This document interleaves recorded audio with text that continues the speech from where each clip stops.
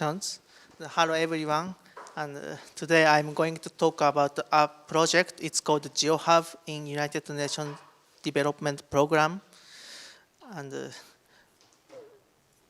oh, I am a speaker, Jin Igarashi, and I am a full stack GIS developer in UNDP. I have more than 12 years GIS development experience, and also I am a WASH specialist, especially in East Africa regions. And originally, I planned this talk with one of colleague from Kenya, but unfortunately, he couldn't manage Kosovo visa and couldn't come here. Very unfortunate, yeah. And firstly, what is UNDP? UNDP is an UN agency which helping countries to eliminate poverty and to achieve sustainable development goal. And UNDP actually play a very critical role to achieve the sustainable development goals as a UN agency. Yeah. And the GeoHub is a centralized ecosystem of geospatial services to support UNDP staff and development policy workers, policy makers to help them achieve sustainable development goals, SDGs. And this is a screenshot of GeoHub. Yeah. And before why we implement GeoHub? Because we have several challenges of using GIS data. Firstly, UNDP didn't have a centralized geospatial repository. So, and also using geospatial data need very high skills and experience. So very limited users can utilize GIS data. And also, because of that, geospatial analytics and most of the works were done by third-party consultants, which very expensive. And for proprietary services like S3 services, is very limited hardware and software capabilities. So in order to address those issues, we started developing GeoHub since 2021. Yeah. And from here, I want to introduce 5 main features of GeoHub. The GeoHub is, firstly, as a centralized geospatial database. We have a lot of country offices around the world, and we are developing the GeoHub data upload portal to enable users to upload their own geospatial data to GeoHub, to Azure Blob Storage or PostGIS as a raster or vector data format. And this is some concept of data processing. There are so many geospatial data formats. We do processing by GDAL and Tipecan or maybe others to process data to convert to COG or PM tiles, to upload to Azure Blob, and metadata is entered to PostGIS. And maybe for some data set, we do additional processing by using AI or machine learning. And the second role is as a data catalog. We have a searching feature and enable the users to query by keyword to search dataset, or maybe by clicking shortcut, or maybe by checking tags to search the dataset, what they want. And also users can bookmark their favorite dataset, and browsing metadata and preview dataset before adding to the map. And third feature is visualization and analytical tool. GeoHub has support 2 legend type, simple legend and classified legend. Users can easily switch between simple legend and classified legend for vector and raster data. And also can easily switch color map and filtering vector data and raster data. And if data set is vector data, can add data label easily. And for specific data set, we also have simulation features enable the users to dynamically change parameters to simulate the data set. Yeah, and next feature is the map sharing tool. So user can edit styles as they want, and the login users can save current map as a private map or share within UNDP or share as a completely public map. And user explorer other user saved map, and also can edit other users map and save as their own map. And last feature is a dashboard. Yeah, dashboard is one of case study for specific GeoHub dataset. Actually, the developer of this electricity dashboard is here. It's Mr. Max Malinowski. He was former our colleague of GeoHub team, and we have currently only one electricity access dashboard. But in the future, we are going to add more dashboard for specific data set from GeoHub for specific purposes. Yeah. And from here is about technologies and software used in GeoHub project. This is an overview of GeoHub ecosystem. In front-end side, we use Azure App Services and use MapLibre and Svelte, yeah, integrated with Azure Active Directory authentications. And in backend side, we use 3 tile server. For raster tile, we use T-tiler. And for dynamic vector tile, we use PG tile serve and Martin. And user uploaded data is stored in Azure storage account as a COG or PM tiles.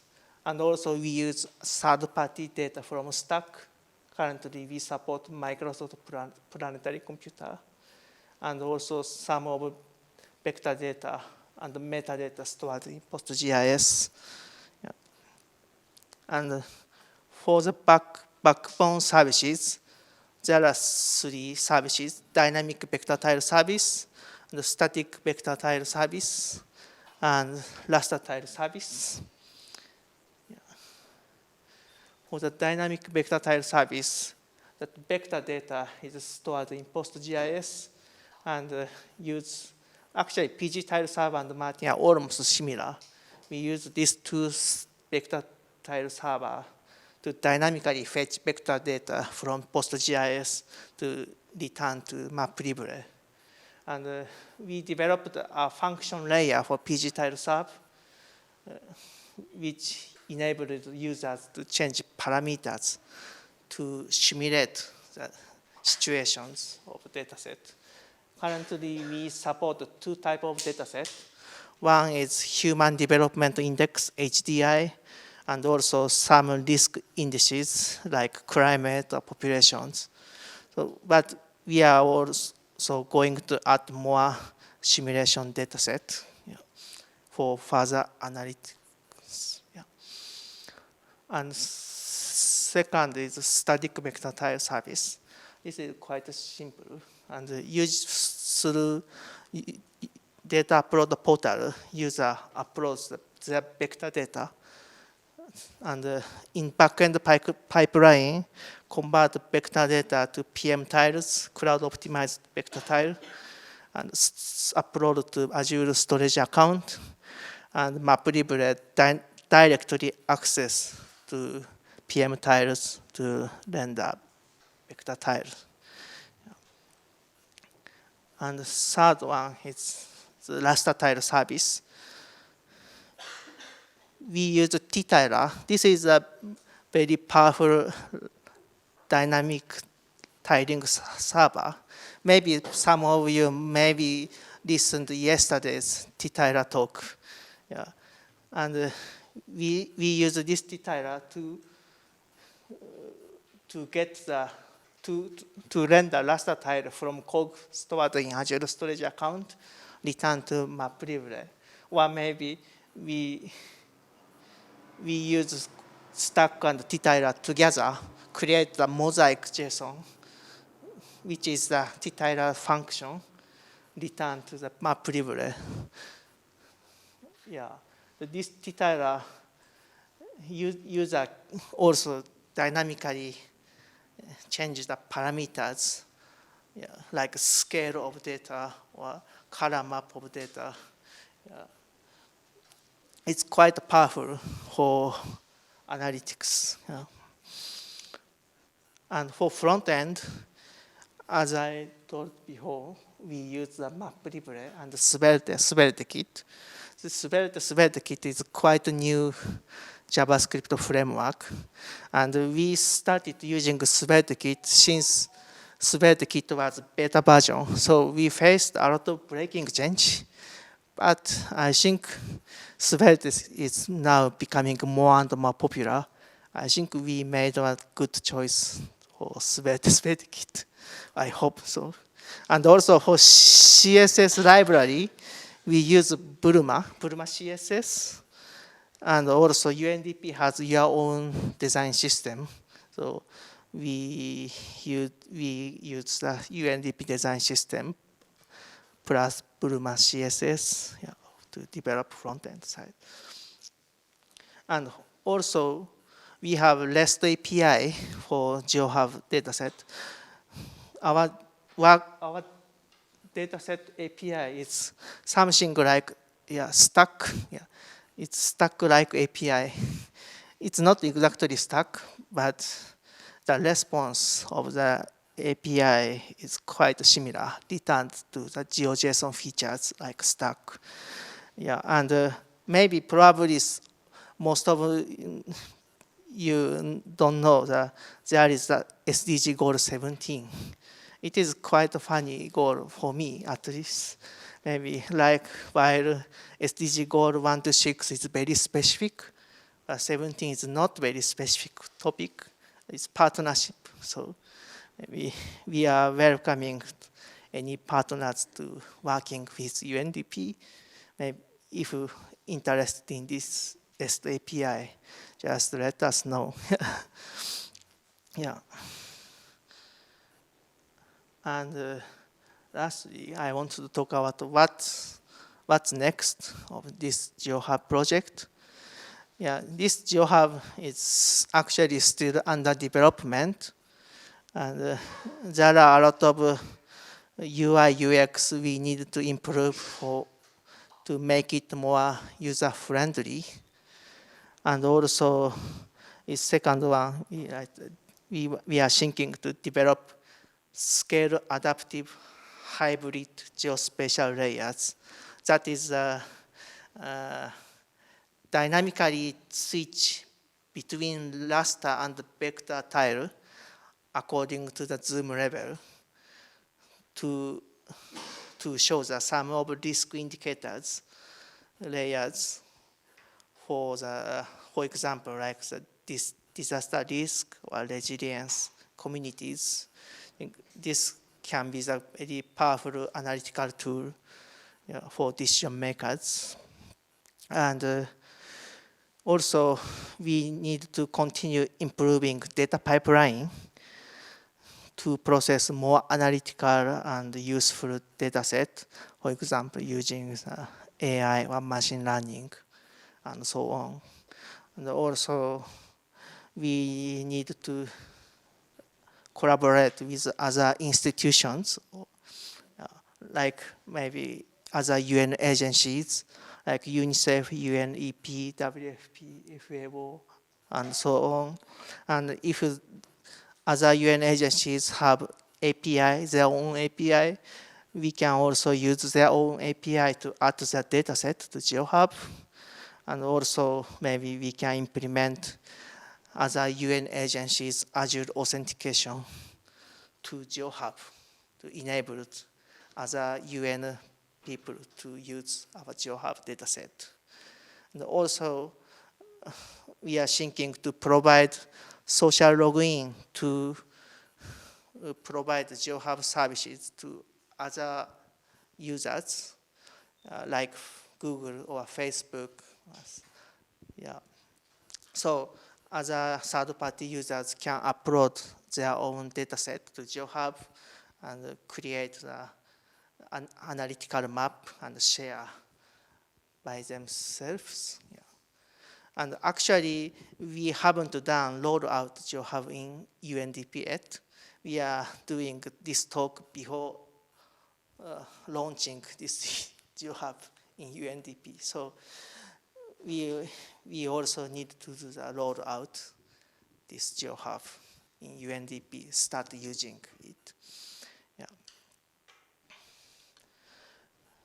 And all source code is available as an open source BSD3 license in this GitHub repo. You can scan this QR code. And also, our GeoHub production website is available through this left side QR code or directly type to this geohub.data.undp.org. You can explore our GeoHub dataset. Currently, we have around, I think, more than 4,000 datasets we so far collected and processed. Thank you for listening our GeoHub presentations.